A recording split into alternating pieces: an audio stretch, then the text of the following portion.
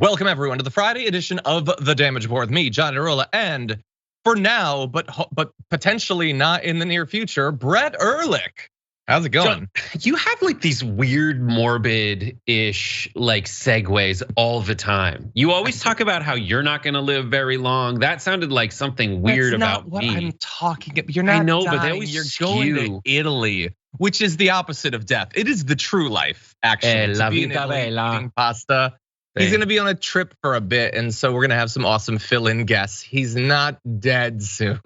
Well, yeah, no, we're gonna try to eat ourselves into oblivion, but still, it is. We're really excited. We're going to Venezia, where are we going? Sicilia.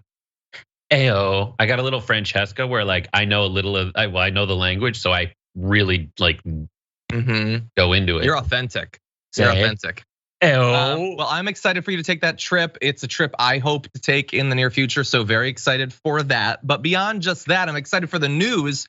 Glossing over that, also excited for my appearance on Game Busters later on tonight. That's gonna be a lot of fun. We're gonna be, where are we dropping, actually? We're gonna be dropping down in Fortnite. You can bust the game right open. Jordy is hanging out with Adi, so he doesn't have time for us. Lame. Oh wow. Also Hanging I out have with a vertigo, dumb so when girl. I do this with my head, it gets real spinny.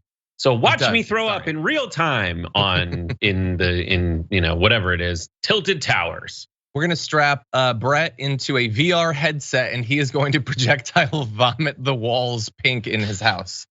Anyway, that's later on tonight. For now, though, we've got so much news to get to. Some would say too much news to get to. Hit the like button, share the stream, send us a message if you want to. We'll respond at some point. Brett, you ready to do this thing? Yes. Let's do this. Okay, let's do it. Last night, President Joe Biden spoke frankly about the threat facing America when it comes to the anti-democratic movement on the right. Listen to this. But as I stand here tonight, equality and democracy are under assault. We do ourselves no favor to pretend otherwise. So tonight, I've come to this place where it all began to speak as plainly as I can to the nation. Too much of what's happening in our country today is not normal. Donald Trump and the MAGA Republicans represent an extremism that threatens the very foundations of our republic. That's all true, needs to be said. It also needs to be added, as he did immediately after that statement, that he is not referring to every Republican or even a majority of Republicans, says they are not part of this movement. He is talking about the most extreme anti-democratic part of this movement. That clarification will of course be lost on all of the right wingers who will absolutely lose their minds over this, but we'll get to that. I wanna give you a little bit more because he turns to one of the most important parts of this having to do with the movement, what it represents, and what we need to accept about it. Let's listen to that. And about the incredible future that lies in front of us if only we choose it. We must never forget, we the people are the true heirs of the American experiment, the Great Depression, world wars, civil rights. That sacred flame still burns. Now in our time, as we build an America that is more prosperous, free and just. That is the work of my presidency, a mission I believe in with my whole soul. But first, we must be honest with each other and with ourselves. So there you also hear a part of the speech. There's a through line in the speech that will not get discussed really at all in the the fight over how unacceptable this speech was. He was laying out a positive vision. He was talking about what his presidency has accomplished, especially recently. He did sketch out a positive path forward, but as a nation, we're gonna move past that. It's just gonna be the attacks, I guess.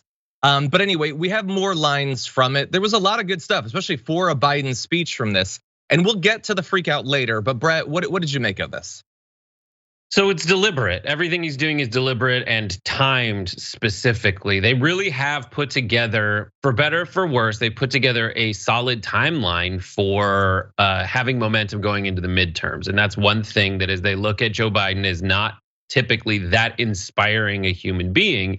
He's leaning into not only the things that he's accomplished, but also the things that got him there. And one big analysis you should have from the 2020 election is that Joe Biden won by picking off picking off moderates in the suburbs to just not show up for Donald Trump.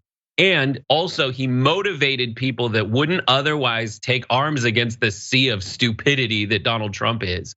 And so that's what he's doing. Those are the two things that he's doing, not only in this speech, which is well timed, less picked up than other speeches he's given and events that have happened in prime time. But still, he is calling out Trump as a fascist. He is passing bills and legislation that theoretically, and is, as long as he markets it right, help Americans move forward. And he's calling out Trump for being a piece of garbage and scaring people out of it. Yeah, 100%. Yeah, and look, we'll get into the stuff like whether we agree with his message. They're more about the warning, but I want to give you a little bit more of it. Some of his quotes: democracy cannot survive when one side believes there are only two outcomes to an election. Either they win or they were cheated. And that's where MAGA Republicans are today. So cry all you want, right wingers, about him identifying that. It is 100% true, indisputable at this point. How many Republicans have refused to accept the 2020 election? How many Republicans have refused to accept literally any election since then? How many Republicans who lost in Republican-only primaries say that their election was stolen from? It is just, that is the baseline for candidates to make those claims and for far too many Republican voters to accept them without any evidence whatsoever. That is not a sustainable thing for a democracy. But he goes on to say, in terms of violence, I want to say this plain and simple: there is no place for political violence in America, period, none, ever. We can't be pro-insurrectionist and pro-American. They are incompatible. And that is true. And it needs to be, people need to be reminded, because it's become too normalized, we've become too used to it. And he almost calls out an individual in this next line, saying, there are public figures predicting and all but calling for mass violence and rioting in the streets. This is inflammatory, this is dangerous, this is against the rule of law. And we the people must say that this is not who we are. And there, of course, he is talking about Lindsey Graham, but I guess they're still kind of buddies, so he can't say exactly who he means. In this particular case, I don't know that it matters all that much, but this is what we're seeing. We're gonna get to some video a little bit later on where they continue to do that, predicting violence, and we need to stand against it. Yeah, I mean, it all goes into, I guess, probably pivoting to the next part of what we're gonna talk about, but you can judge the effectiveness of a speech, or at least the intention of a speech, and to a large part its effectiveness, by which part of the speech the opposition gloms onto. And none of them are really glomming onto the substance of it, the hope of it, the declarations of success within it, but rather are focusing on the aesthetics of it, and potentially this, and clutching their pearls at the mere fact that Joe Biden called out reality for what it is, which is people on the right have on the Donald Trump wing of the Republican Party, which is much bigger than any other wing of the Republican Party, have gone to crazy town. And that crazy town is right, has a lot of guns in it.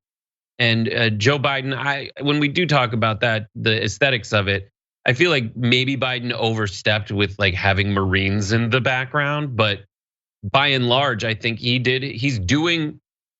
they're consistently delivering on a message, which is that the MAGA wing of the Republican Party has lost it and should not be followed. And if you're a Republican sitting within that wing of the party, do not feel bad about these instincts you have that Donald Trump is ruining the country by saying that all elections are bogus unless he wins. 100%. Well, look, you want to talk about aesthetics? I want to talk about aesthetics too. Now, ideally, we would be able to talk about the aesthetics of like, set and costume design in House of the Dragon or the Rings of Power. But unfortunately, we do have to stay kind of focused on politics. So with that, why don't we transition to this next section? Graphic 5 is going to be the next graphic I'm going to go to. But the right wing the right-wing response to Joe Biden's speech has varied in terms of what they want to focus on. They eventually settle on a narrative. They started off with some pretty random stuff. Peter Doocy saying it's unacceptable because Biden urged people to vote, quote, which is a direct political statement. I guess, okay, he told people to vote, like presidents always tell people to vote, whatever. Eventually they found something that's gonna hit a little bit harder and that the right can really like chew on for a little bit. And Kayleigh McEnany decided to dip her toes in this water, tweeting, standing in front of a hellish red background, Biden called half the country, the MAGA Republicans, threats and clear and present dangers. Then he says, empathy is the fuel of democracy, the willingness to see each other not as enemies, but as fellow Americans. Now, of course, as we've already pointed out, he very clearly stated, I am not talking about even most Republicans, but they're gonna ignore that. It's the hellish part that they like, and they're gonna run with that. I mean, we're in the middle of a satanic panic, why wouldn't they do that? Richard Grinnell tweeted, dark blood red background, evil and condescending tone of voice and squinting eyes. Everybody knows there's nothing more threatening than an old man squinting. Negative words and themes, constant condemnation. Of course, he pointed out things that they've accomplished, his hopes for the future. Again, they're moving past that. It's evil and condescending. One Fox guest said that the backdrop was almost satanic, again, because it was red, and because it's red, it's unacceptable. Biden broke with hundreds of years of precedent by having red in the background. No president has ever done it, because obviously the only reason you would do that is to appeal to Asmodeus, who is ruler of hell, as he did, but as not notably, Trump didn't do that when he gave this speech with the red background and lasers, it looks like, or this other big red background. Here he's giving a traditional cultist thumbs up to Beelzebub, I guess. It's hellish and evil, Brett. It's the official color of the Republican Party. It's always in the background. Who the hell cares? It's so stupid. Now, here's the thing. If I wanted to read into this, I would draw a through line to Biden saying, listen, if you want to come after us, you're gonna need more than an AR-15. You're gonna need an F-16 or whatever. You're gonna need a fighter jet if you want to fight off the American. I just think those bits of language that Biden uses are too far. Having soldiers in the background, they are appealing simultaneously to the people in the. I think they're trying to appeal to people in the Republican Party who think that Joe Biden isn't that, he's one of those leftists who isn't into the police and the military strength or anything like that. He's trying to take away that potential argument and seed that's been sown in the minds of Republicans about Democrats by Fox News for the last 25 to 30 years. I just don't think he needs it. I think he'd be better served by traditional, like if they just left the light up a little bit in the stairway he came up on, with him and Jill walking toward the lectern, when they could see the American flag in the background, it would have been better. I just think it's an outdoor nighttime speech, and they've been lit like that before.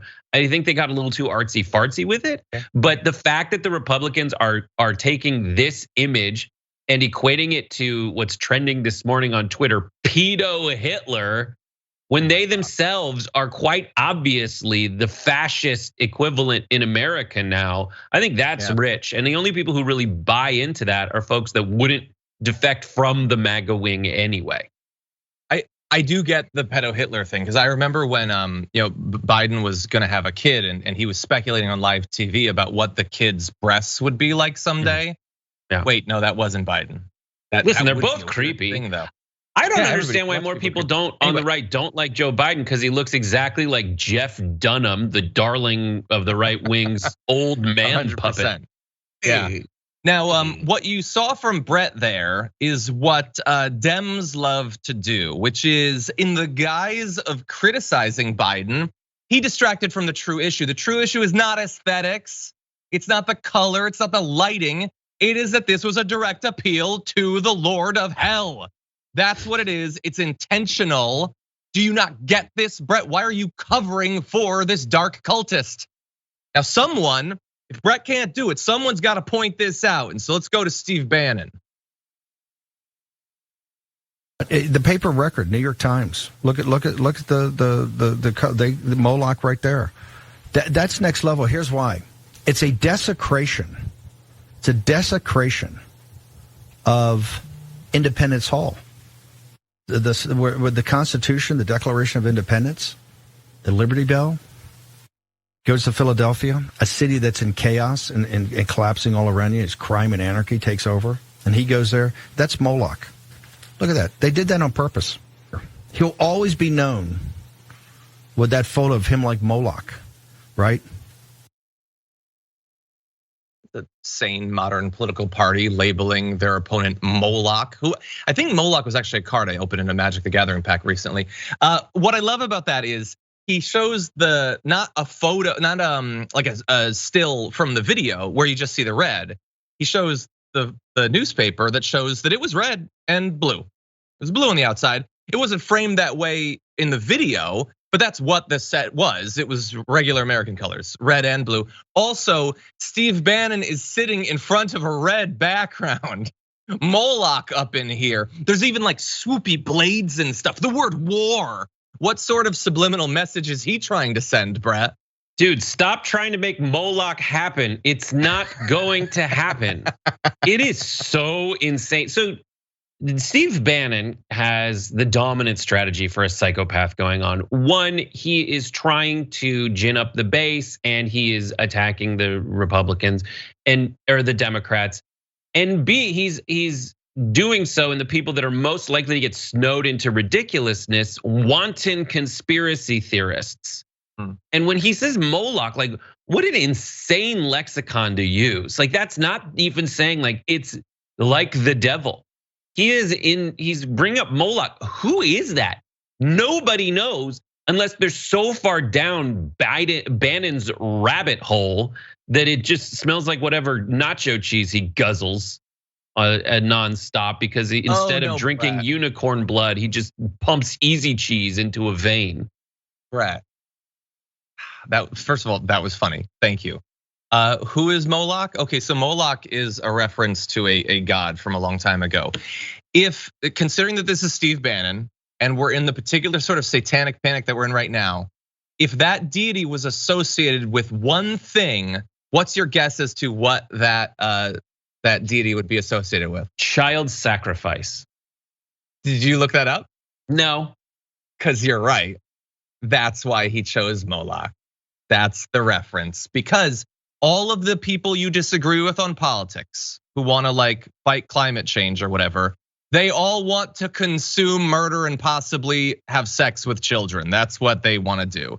That's what this movement is. That's what this movement is. They have so transparently jumped the shark. There's only so long you can call the Democrats baby killers because of abortion, especially after you leave it up to the states that are already yours to outlaw abortion. Rather than all of you look around and say, oh my God, what do we do now that we've gotten everything we ever wanted? I guess take a nap, which is something they don't want to happen right now. They need more momentum. And so they need to make their lies huger and more ridiculous, like the Democrats are out there actively plotting to sacrifice babies to the demonic maw of Moloch.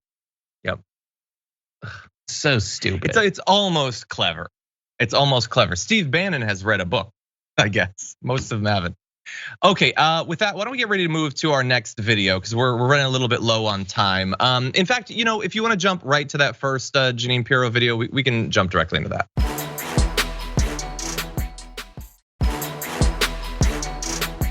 He's not on the ballot, but they are so afraid of dealing with their losses and the problems that we are facing in this country that we've got to have a new boogeyman. We're going to make it the MAGA people. They're semi-fascist. And anyone who's a student of history understands that this does not end well.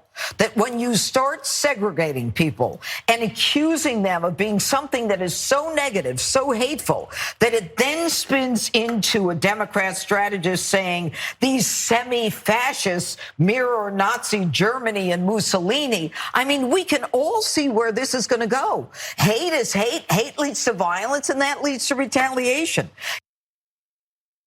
Quoting Yoda there.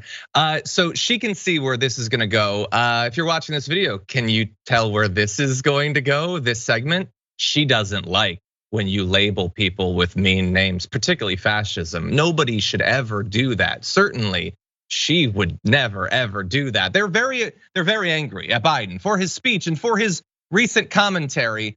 Let's jump back a little bit. Mehdi Hassan had an amazing little mashup of some of the things they've said recently. Take a look at this.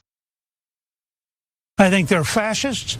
I think they want to use the power of the state to change the rest of us. Falsely branding a political protest as an insurrection, that is the definition of authoritarianism, of fascism. Their tactics are fascistic. The left wants power because that is essentially their state of grace. The blackout of information by the left is pure fascism. Turns out there are fascists in charge. Nancy Pelosi is fascistic. They're using, frankly, fascist policies to silence the right. They use cancel culture as a tool to impose their fascism on us. Well, I won't say fascists, but yeah, fascists. This is fascism. This is fascism of the left. You were talking about fascism. There's no other word to describe this. This is fascism. Okay, so there's tons of them. There's contributors that come on, their biggest host, Jeanine Pirro herself, not labeling the most extreme members of a political movement semi-fascist, just saying it's fascism. And they go beyond that. Look, you could say those are commentators. Donald Trump, the stuff that he has said has been obviously absolutely deranged. The issue isn't, is it okay to call the other side names? The issue is that these words in an ideal world would have an actual definition. They would have meaning. And we could look at a movement, we could compare it to historic political movements, and we could see what are the overlaps, what are the differences? Is this closer or farther from the fascist parties that have taken over other countries? Anyone can throw that label at someone they don't like. It can mean as little as you're bad, or it could mean how your movement thinks about political violence and the military, corporations, the need for a strong man, the sort of historic myth of a country. All of these things that are very true of the right now, that are very well established, linked to other fascist parties, that makes the label mean something, okay? Anyone can throw it around, but not everyone can be right when they use it. Biden is using half measures when it comes to his rhetoric, but he's not wrong. What do you think? I'm personally offended by all these people on the right who are calling me, someone on the left, a fascist, simply because I thought I was a godless communist socialist. Which is it, buddy? Because the fascists and the communists, I thought were completely different groups of people that they tilted their spears at the heart of democracy. And I'm upset that now you're calling me both those things. And when they do both those things, when they say two things that are completely contradictory, it just means that they're casting as wide a net as possible, not to discredit you based on the merits of your arguments, the quality of your arguments, the theory of your arguments, but rather because they need you not to win so that they can win. And this has been a move done by the right wing, where they, on the one hand, for years have pretended that it's so horrible to lose tact and to talk about anything but having good character, dating all the way back to like George H.W. Bush, who's in the middle of debates with Bill Clinton, was like, I want to talk about character. To the moment Donald Trump beats them all into submission, they cower in the corner and say, well, it's not about tan suits, it's about anything else. And now they're calling us, and now they're going back the other way, where they're now clutching their pearls, and that we dare call them out for what they absolutely, positively are. Evidence 100% in its rawest form on people's shows like Tucker Carlson, Jeanine Pirro, and all the way down to Steve Bannon. Yeah, 100%. And look, they're going to respond to his speech. They're going to try to make it whatever narrative they want. We're going to identify that for you. But the substance is what matters. And is that this is a party that rejects the results of elections that they don't win. They try to rig elections so they can win by installing anti-democratic forces as secretaries of state, trying to establish new electors, trying to get the vice president to overturn things, having violent insurrections when they don't get their way, trying to rig the vote to make it harder for people to register and to vote. That is the substance of it. That's what's important. And it's good to see Biden actually standing up against that. Now, actually passing a bill to stop some of this would be better. you could overturn the filibuster. You could actually get this done. That would be better than a speech, but a speech is what we've got right now. Okay, with that said, we do have to take our first break. When we come back, we have some amazing stuff from Donald Trump. Attempts to distract from what's going on in regards to Mar-a-Lago, as well as sort of the stealth, most intriguing news of the day. We've got that for you after this.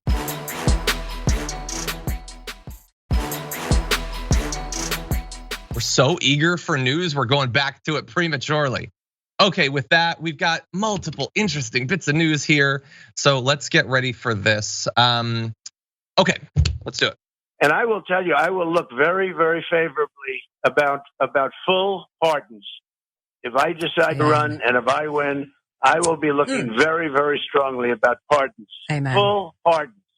Well deserved. I think that's probably going to be the best, because even if they go for 2 months or 6 months, I mean, they have sentences that go a lot longer than that. Years and but years. We'll be looking very, very seriously at full pardons, because we can't let that happen. What's happened here, and I mean full pardons with an apology to many. So I like that out of Donald Trump. Full pardons for the insurrectionists, as well as a full apology from the government.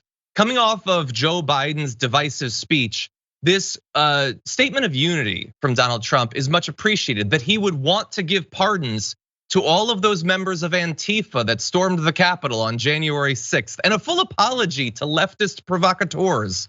I appreciate that. Of course, I'm joking. No, we're at the particular time of day where, no, they acknowledge that all of them are right wingers, they're MAGA people, they know it. She's so thrilled that they're gonna get pardons that she's saying, amen, amen, that those people that I'll claim tomorrow are members of Antifa are gonna be getting full pardons. It's a ridiculous farce. But the reason we wanna play that isn't just that this is a promise that he's making to literal insurrectionists. When they talk about how student debt cancellation is just paying off your voters, he's literally saying, I will give you a pardon for the violent crimes you committed. But also bear in mind, this is coming right after the aforementioned Biden speech, where he identified the anti-democratic radical movement of the more extreme MAGA people. And he was attacked for that, saying that this is divisive. Donald Trump that day says he's going to pardon people who tried to murder cops with their bare hands, who tried to murder politicians, who tried to murder his running mate in Mike Pence, who tried to overturn the results of an election, end democracy in America. He is promising that not only will he absolve them of their charges, but the government that they tried to overthrow will apologize to them. But Biden was being divisive. Biden shouldn't be labeling them radicals, Brett. That's what I'm taking out of this. There's a lot in there, but I would like to thank you, John, for giving the benefit of the doubt to the host of whatever show that was, that I would never, and no one would ever have heard of, except that Donald Trump went on it. That's the thing, is there's a bunch of different kinds of people in the camp of Donald Trump, and they're all equally garbage. One is the group that's like, this is the America that I want. And the America that they want is one where you have to go by the government and say, like, is it okay if I read this book? And is it okay if I exercise bodily autonomy? And then there's the other group that just really wants to be on TV and have people look at them after they're, as they're doing a show. And she's in that latter camp. She doesn't care what this does to America. She knows that now she's friends with Donald Trump to a certain extent, so she's never going to have to suffer the consequences of going against whatever the hell he said that day, unless she goes against him. But she's never gonna go against him, because as long as she goes with him, she's always gonna have a camera pointed at her face with lights on, and she's always going to have people say that they love her. Period. So I don't think she is operating from any position of values or philosophy other than me. Exactly. And look, he went on a lot of weird rando shows. Sometimes we'll say which show he's on, but I don't know what show she hosts. I don't know these. There's a million random people. They're all Marjorie Taylor Greene, but they're spread throughout the country. There's a lot of them. They're replaceable. It doesn't matter. But on those shows, he said things like, in regards to why Mar-a-Lago was raided, I think they were looking for Hillary Clinton's emails. I don't think that they were. That's kind of funny, but I don't think that's what they were doing. And he goes on to say, in reference to the fact that he says he has photos, or there are photos of them loading boxes from the White House to move out back when he was leaving the White House. He says, I think they thought, and who knows, boxes full of stuff, I think they thought there was something to do with Russia. They're afraid that things were in there, part of their scam material, because that's what they are. They're scammers. It's not like this was some sinister plot. They have pictures of guys standing outside. The boxes are literally outside. The sun is pouring down and they're waiting for a truck. And then they have pictures putting them on a truck. There was nothing secret about it. It didn't have to be anything secret. So they have photos of him stealing the documents. And that is proof from his perspective that it wasn't sinister. Surveillance footage sometimes captures people robbing banks. That is not proof of their innocence. That's not how it works. The fact that you have photos of you stealing them documents does not make you more innocent. It just proves your guilt. You have documented photographic proof of you breaking the law. Thank you. That will be helpful to the jury at some point. Thoughts, Brett? It's just so stupid. Do you get that? It's just so thoroughly stupid. The group, this is all just like the long tail of Donald Trump embarrassing a bunch of Republicans at his first debate when he stepped on stage. And it was entertaining because he could come up with sick burns in the moment. And over time, those burns have not gotten any more creative. It's just that no one on the Republican side has gotten better at fighting back or coming up with original burns of their own. Like a lot of people in the establishment wing of the Republican Party really want DeSantis to be someone who is good at faking the Donald Trump stuff and delivering the establishment Republican stuff and not being as patently embarrassing to their delicate sensibilities as Trump has been. But every time that Ron DeSantis opens his mouth, he seems like just another like simpering weird wiener, like people like what's his name, freaking Marco Rubio and Ted Cruz. He's just another one of those. He's doing a straight up impression, but there's no fire there in that guy. He sounds like this. He's just doing another little wiener voice, and he really wants people to think he's tough, but he's not tough at all. He's Ron DeSantis, and just because he's doing an impression of Trump doesn't mean he can deliver the MAGA base when push comes to shove. And he doesn't really inspire the Republicans to trust him that he won't do more embarrassing, stupid crap that got them into the trouble they're in right now, like Trump has. I don't want weird wiener to trend. Anyway, with that said, it is stupid. It's dumb. And tomorrow there'll be more stupid, dumb stuff. But we do have something serious. We have something potentially big. Why don't we transition to this? Story breaking just before we went live today. What I think could end up being one of the most significant developments when it comes to the Mar-a-Lago raid. The New York Times is now reporting that we have a more granular accounting of what was taken by the FBI when they went into Mar-a-Lago. And what was taken might be less interesting than what they couldn't take. So what they found, apparently, in addition to all of the documents, were empty folders. They recovered more than 40 empty folders that said they contained sensitive documents the user should, quote, return to staff secretary military aid. And so they couldn't get whatever had been in those folders because they had been removed from the folders. Now, that produces a couple of potential worlds we could live in.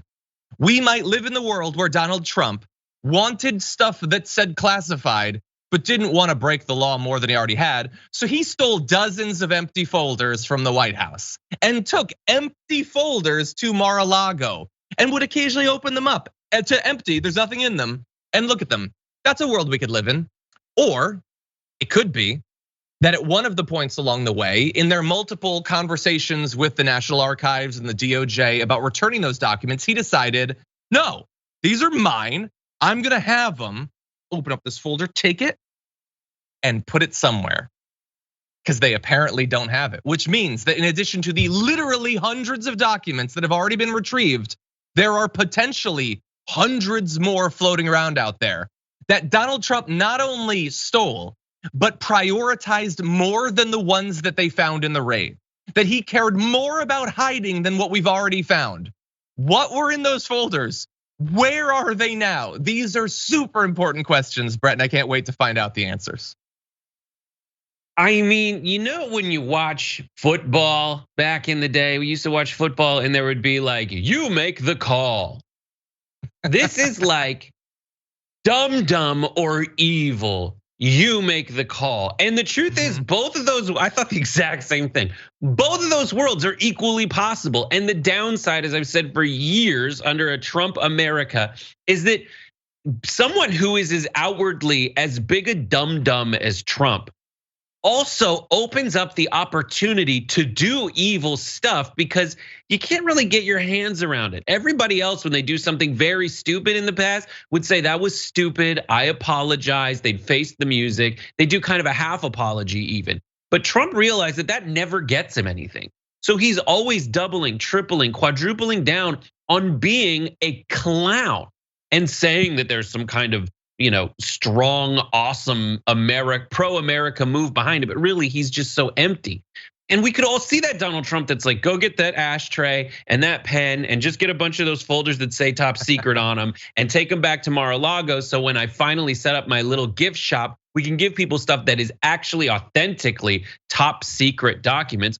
Or he takes it, he's opening it up, he's giving it to people and saying, listen, when they come, I'll just do the whole I'm stupid thing again. Yeah. Well, and we're predisposed to buy it, I guess. Yeah, we don't know. So I am not making any specific claims. I have basically the exact same amount of information about this as you now. I don't know. It is possible that they were just empty folders. It is possible that's what they are. It's possible that some of the documents, or maybe all of the documents, were taken out and then put elsewhere, and they decided to log them as separate. Maybe that's possible. Or but maybe at the end of the day, there's people that have to find out where those documents are and what folder that was taken from because national security, because whistleblower. Like either way, we need an accounting of what was in those folders when it was taken and where the stuff that was taken from them is now. Exactly. And I have been wondering, I think a lot of people have been wondering since, a week or two ago, if they had been communicating back and forth with the government and they knew they were supposed to give this stuff back, why didn't he hide it? Like, why would you keep it in the same place? Like, I guess assuming that they wouldn't dare raid me, but if they did, like they're gonna find it. But maybe they won't find everything. Maybe he was smart enough to hide some of the stuff, to ship it off to one of his many other houses that he owns or bury it with his ex-wife, God only knows. This is wild speculation, we don't know. But this certainly does not look good for Donald Trump. True. Now, with that said, I think we're gonna take our next break a little bit early, come back to hopefully do as much as we can.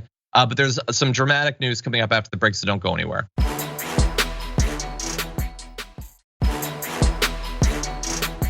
I love you, John.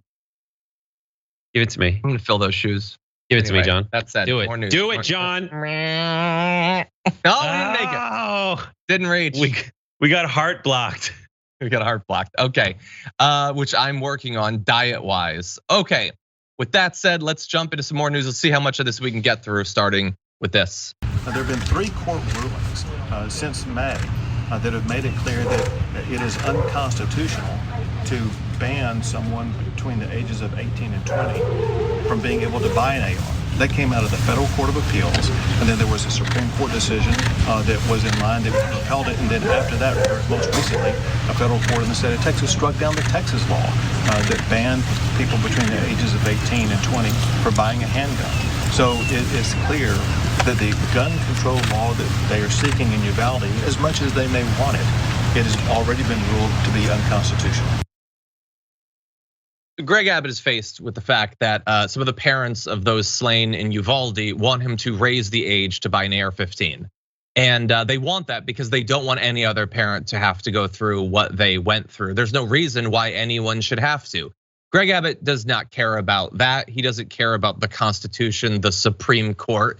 He cares about giving gun manufacturers what they want, which is access to 18 and 19 and 20-year-olds to purchase their weapons. And so in that video, he lies to the families of slain children. No, the Supreme Court has not ruled that you can't do this. Multiple states have done this already. He is talking about other things having to do with handguns or concealed carry. He is trying to bamboozle those who've just lost their kids in gun violence so that he doesn't have to make a change, so he doesn't have to do something that might be unpopular on the right. And the reception of this from those families has obviously not been positive. Here's a little bit of one of the fathers of a child who was lost in Uvalde. Hey, Abbott.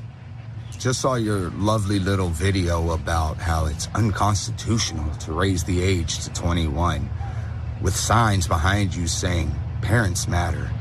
What parents are you referring to exactly? Because it's not us here in Uvalde. I spoke to you face to face, and you said you wouldn't even try. So obviously we don't matter to you. I asked you if you could name the victims. You couldn't. You said not off the top of your head. Hell, you couldn't even name my son. His name is Uzziah. Yeah, you listen and you feel terrible. They're not asking for anything crazy. They're not asking for anything that other states haven't already done. There is no good argument in a time when people below the age of 21 are semi-routinely buying these weapons to kill as many kids as possible, that they have to have the ability to do that. And to lie to parents like that is so disgusting. It's par for the course for Greg Abbott, but for regular people, it's absolutely abhorrent. Right, what do you think? In Alabama, there's a question they ask you, which is who you for? And it means, are you for Auburn or Alabama? But I think throughout the South, we can ask that question of people like Greg Abbott, who are you for? Are you for the families of slain victims of mass gun violence at the hands of assault rifles? Or are you for the manufacture of those assault rifles and people who want to go shoot squirrels if you believe their ridiculous arguments? Who are you for? Are you for the predatory practices of universities that know that kids can get pretty cheap, relatively cheap loans in a world where you tell them they have to go to college in order to get ahead, or else they're just godless communist lazies? Or are you for the people that did everything they were supposed to do and deserve some kind of just relief on their student debt? You're not for learning. You're not for families. You're not for parents. You're for yourself. You're for these ridiculous things. You're for fundamentalism, and it's very clear in these situations. And one little amazing thing is that the Parents Matter sign behind him shows the ridiculously untenable position that the Republicans have put themselves in, where on the one hand, they're arguing that they're for parents in this ridiculous like book burning frenzy that they're in. But they need to have those people put that sign down because they're obviously not for parents when it comes to doing things to benefit the victims of school shootings. You're not for keeping kids safe. You want to keep them safe from ideas? No, you don't want to keep kids safe. You just want to keep this weird, untenable coalition together. And the last thing I'll say is, remember when we banned those assault rifles back in the 90s and we fell into a crazy anarchy? No, we already outlawed assault weapons for over a decade, and it was fine. So everything they're pretending to be up in arms about, they have no leg to stand on. I think the one thing that you're missing is that while I agree that they're not for a lot of parents, including parents who've lost their kids, you are missing the fact that every single CEO of a gun manufacturer has parents, and they deserve representation too, because their kids grew up to make money selling weapons to people who want to kill a bunch of people. God, he's got to get replaced. He's so bad, and he's not even. To me, at least, he doesn't even seem to be good at the politics part of this. So he should be beatable. I really hope that he is.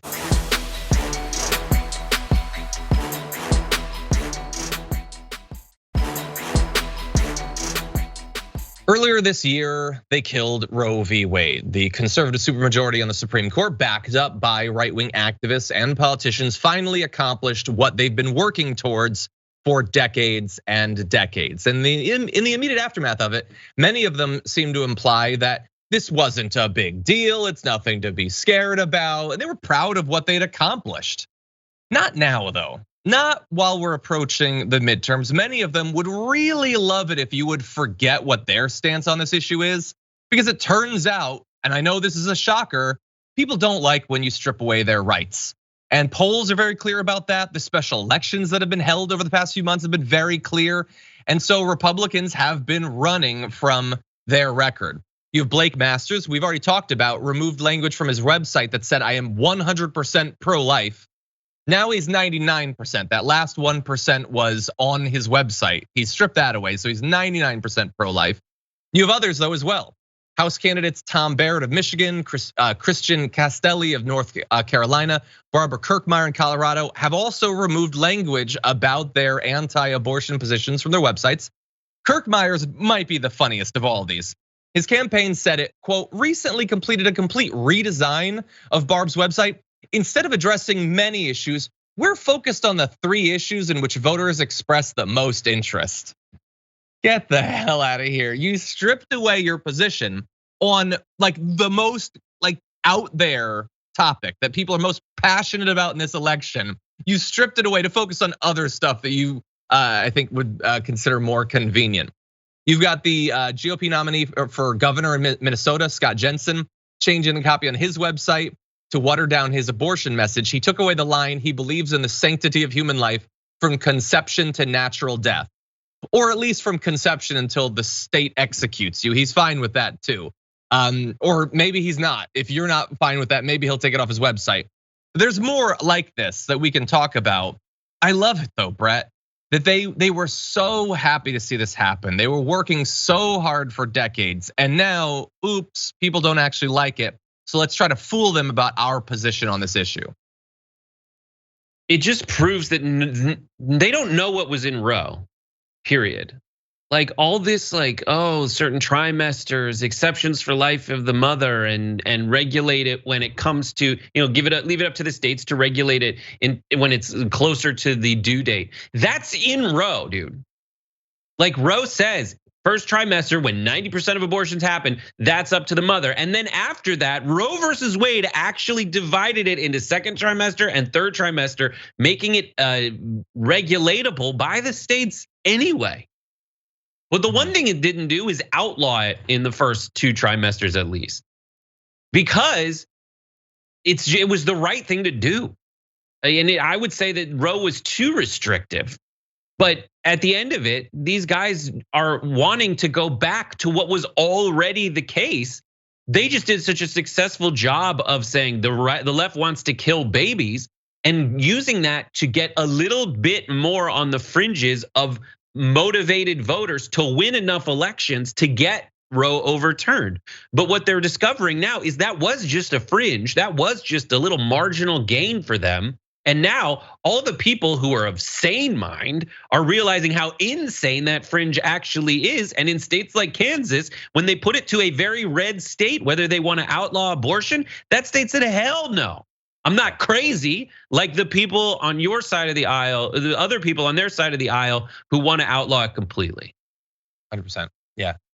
I love that it's become so clear. Again, it's just a silver lining. The rights were stripped away. Like winning a couple elections is good, I guess. It doesn't balance out the fact that people's lives will be harmed so fundamentally.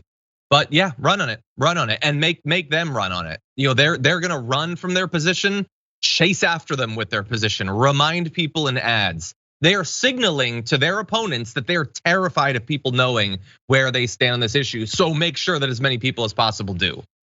Now, with that said, that is unfortunately all the time we have for the first hour of our show today. On the other side, we've got so much dramatic stuff to talk about.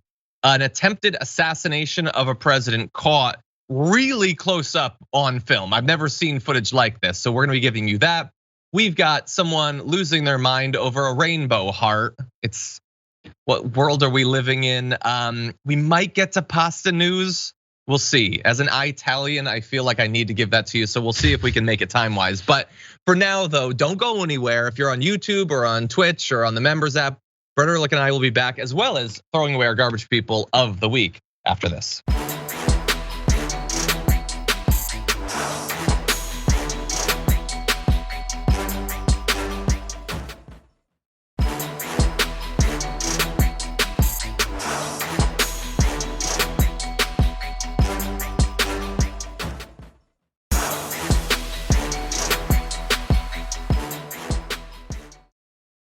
Thanks for listening to the full episode of The Damage Report. Support our work, listen ad-free, access members-only bonus content, and more by subscribing to Apple Podcasts at apple.co/TYT. I'm your host, John Adarola. I'll see you soon.